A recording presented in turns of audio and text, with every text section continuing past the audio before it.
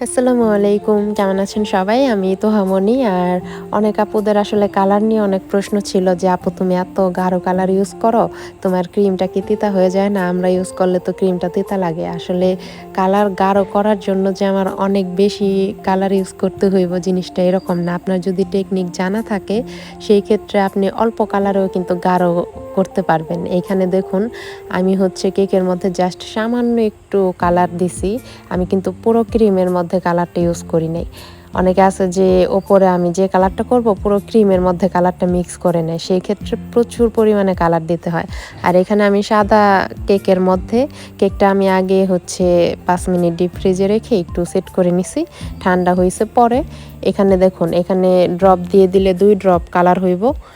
একদম অল্প, অল্প করে আমি জায়গায়, জায়গায় দিয়ে নিছি। এখন প্যালেট নাইফের সাহায্যে এটা আমি দেখুন মিশায় নিতেছি। কত গাঢ় হইতেছে আমার কিন্তু পুরো